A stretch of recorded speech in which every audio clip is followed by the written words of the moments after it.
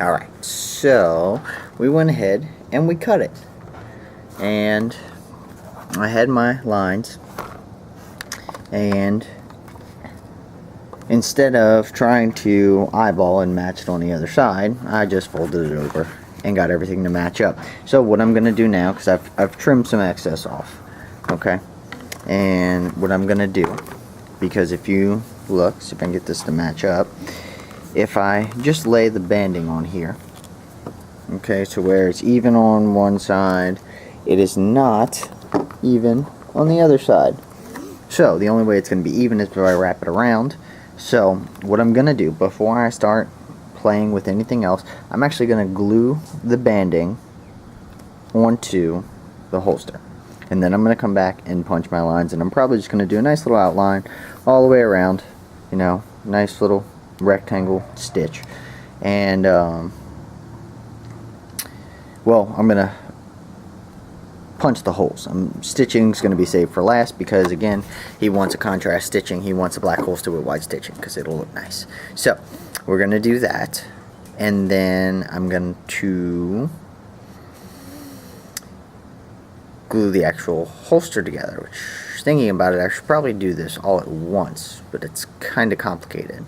Because again, I've said it in one of my Kydex videos, I don't have a whole lot of clamps, and I don't want to mess with the leather with the clamps, so sometimes they'll leave impressions.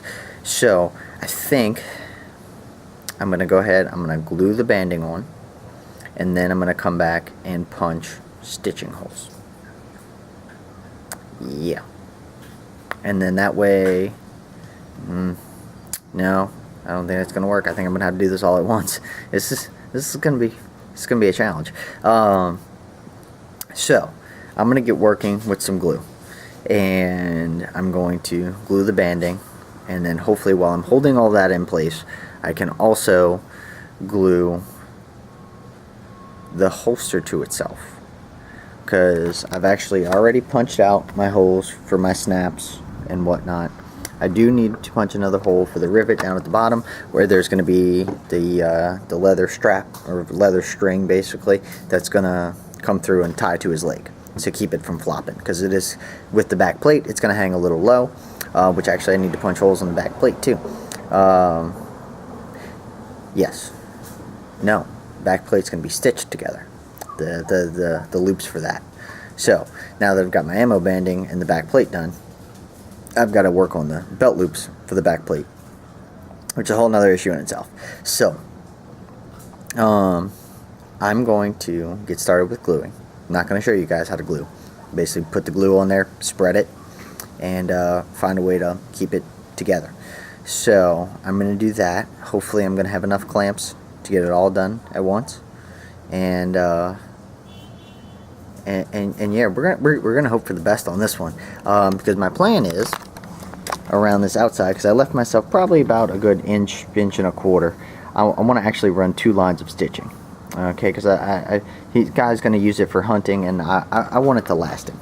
You know, I don't want him to be out in the woods and all of a sudden a stitch pops and that's it. The whole holster's gone. So it's gonna be a lot of thread work, a lot of stitching, a lot of holes punched, a lot of dye. It's just a whole lot of work, and it's so much fun. So I'm gonna glue it together, and then so I'm gonna cut this one off, and when I come back, again, I'm sorry if all of these eventually run through. I keep talking about cutting off, coming back. I'm still trying to figure out, as the time I'm recording this video, of how to edit all these things together and speed them up and slow them down for different things. So I'm gonna cut this off now. I'm gonna glue it together, clamp it down, and then I'm gonna come back once it's glued together, and we're gonna work on the back plate, and then I might show some stitching and some hole punching there. So see you guys in a few.